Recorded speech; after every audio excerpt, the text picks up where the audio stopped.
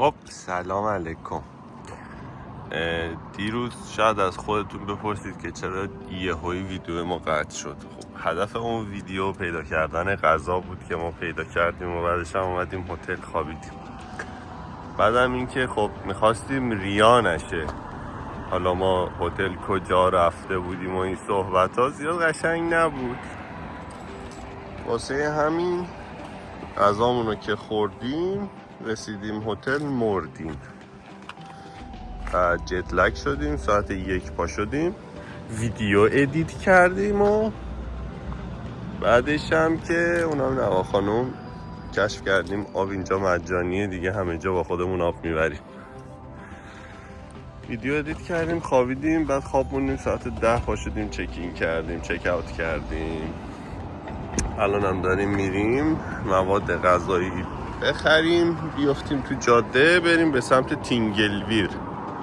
یه نکته دیگه هم که ویدیو رو شما فقط در دیوار رو میبینید، من تازه صبح از خواب پا شدم، مثل کارداشیانا خوشگل نیستم.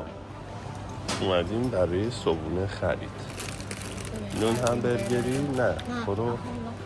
من فقط کشور خارجی میگم کاغاسام میخورم. اب نداره، گاز بزنیم، فقط بزنیم. بیا. خب همونطور که میبینید من خیلی اینفورماتیو دارم براتون فیلم میگیرم. فروشگاه هاشون این شکلیه همشم. و این یک بسته دونات، 2 تا دونات توشه، $4. این یکی از این دونات درازاست، 2 تاش $1. این ساندویچاش خوشمزه بود، ولی خب الان نمیخواد. میوه دارن، هنوز نمیدونیم کیلویه یا دونه‌ایه.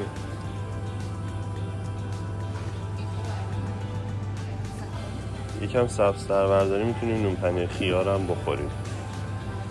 حالا دست درد نکنه. بعد ما یه اشتباهی کردیم، شما نکنید. ما میتونستیم از آمریکا با خودمون بیف جرکی بیاریم و توی گرمای 100 درجه نگه داریم.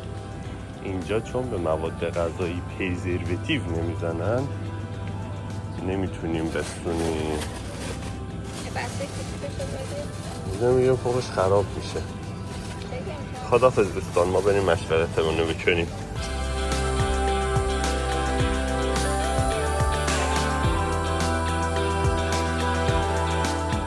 چطورید فرهود لیتیا؟ ما بین راه دیدیم همه وایسادن دارن یه جونه ورای اون ته میبینن، گفتم وایسیم ما هم ببینیم. همین جوری هم که داریم میبینیم یکم دلی با هم صحبت بکنیم. خیلیاتون سوال پرسیده بودید فرهود چی شد به ویدیو درست کردن رو بردیم. حقیقتش قسط خونه اونو باید بدیم. یعنی اگه تا آخر ماه جور نشه شما باید اونلی فنز منو ساپورت کنید. اینجا هم خداییش قشنگه، ولی نه اونجوری که بخواید پول بدید بیاید. از دور عکساش هم قشنگه. ما رسیدیم به تینگلویر، امیدوارم اسمشو درست گفته باشم. برای یه آبشار ببینیم،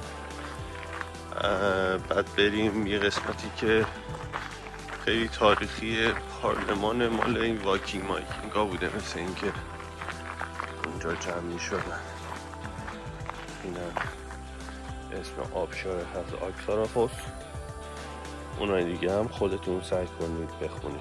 مرسی. فقط این حرف، این تیه در این حرف.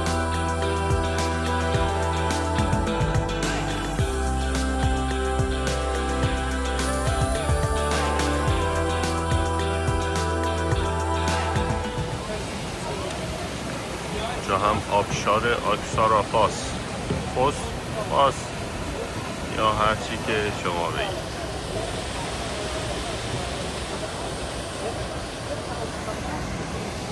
اینم نوا خانوم.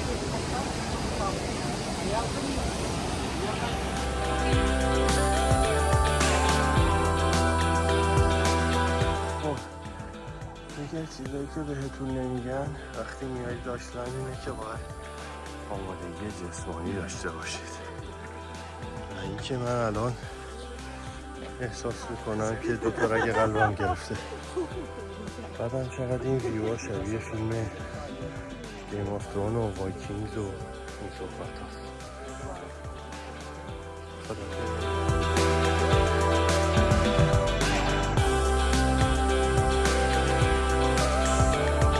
بنای عزیزم دیدم که حیف این ویو رو شما نبینید، خیلی قشنگه ولی خیلی راه اومدیم، خستمه دیگه نمیتونم، آخه منم آدمم.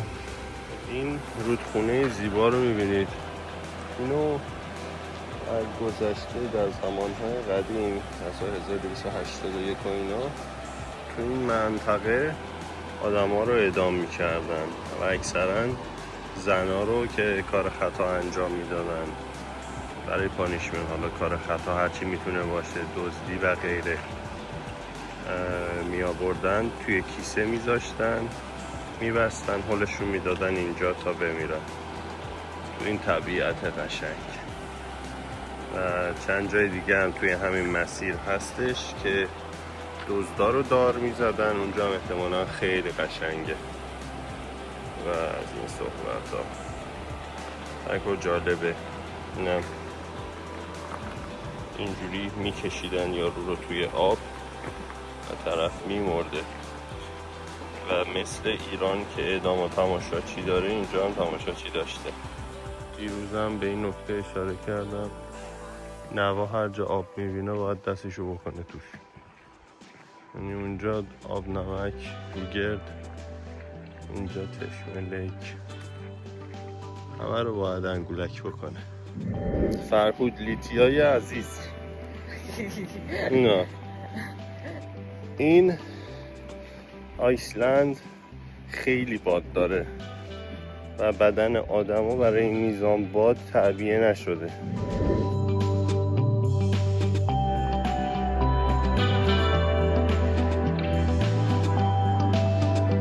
خب بچه ها، استاپ بعدی ما گایزره، ایناییه که تو زمین فیشت آب میپاشه بالا، یعنی ما کوبیدیم 45 دقیقه اومدیم این فیشت آب بپاشه بالا. حالا فیلم میگیریم انشالله که خوب باشه، ما کردیم شما نکن، شاید باورتون نشه جای اشتباه اومدیم، نمیپاچه اینجا پاچیدن نیست، ما نپاچید ولی خب قشنگه. این لیکی که در اثر چیزای آتش نشانی به وجود اومده. خب پس از تحقیقات فراوان متوجه شدیم این همچین بی خود هم نیست. درسته نمیپاشه بالا، این پاشیدناشو قبلا انجام داده، این دهانه آتش فشانه که الان اینجوری آبهای زیرزمینی روش جمع شده. به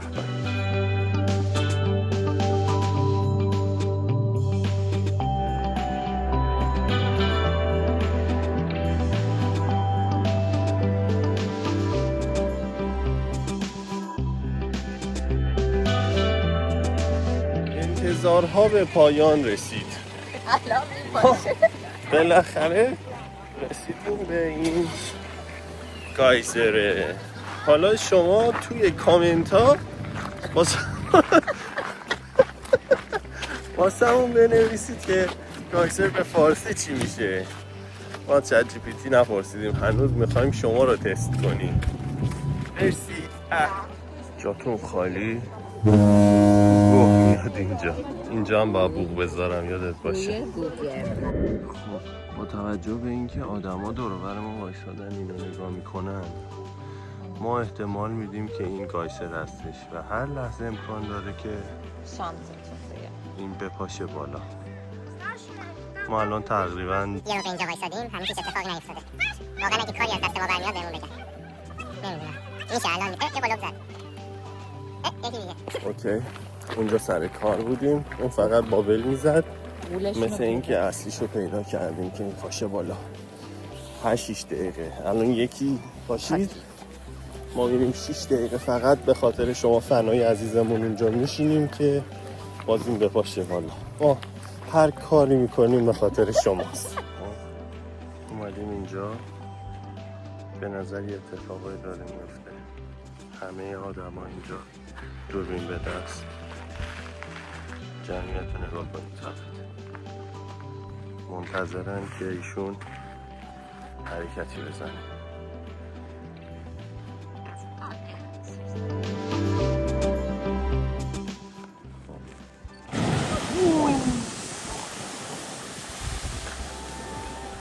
اوه چه خفن بود.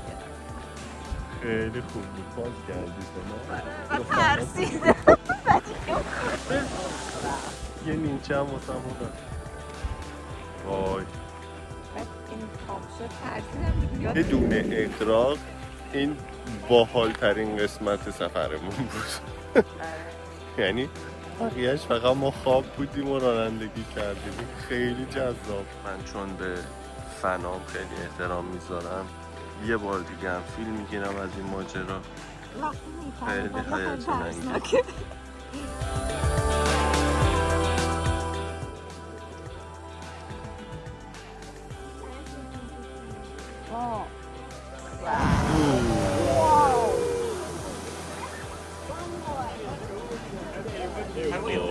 چه خفنه.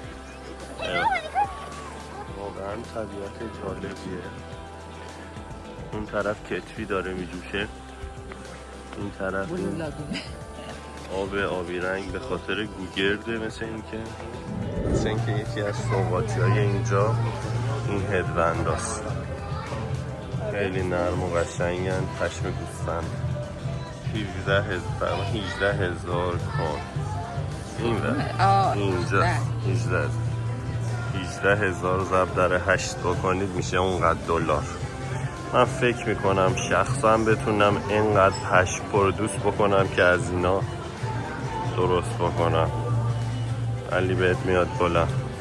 آره ازت عکس میگیرم، هر وقت دوست داشتی نگاش کن. تو حموم هر ایرانی که بری یه دونه از اینا هست. سنگ پا $10.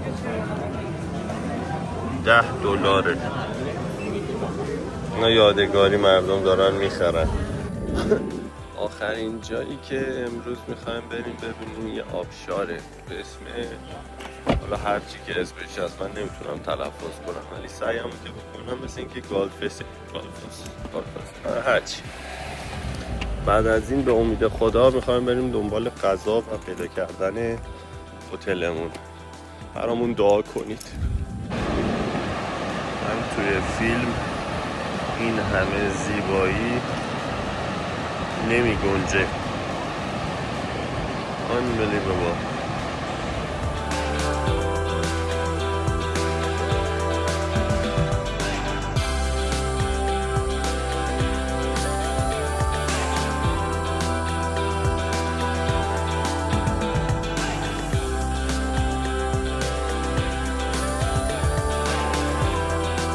از فنامون کامنت داده بود که دوربین و سلفی بذار وقتی تو ماشینی و حرف میزنی فیلم بگیر.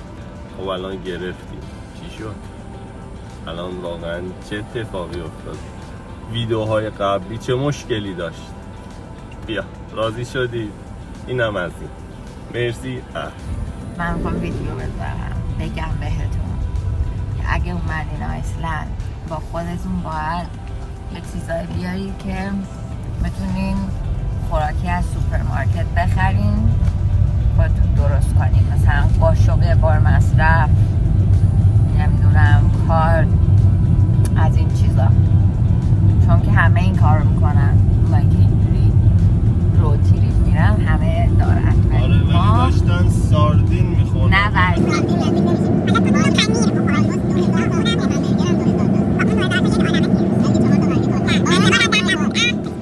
ما باز دوباره مشکل غذایی پیدا کردیم. تو این شهر رستوران نیست.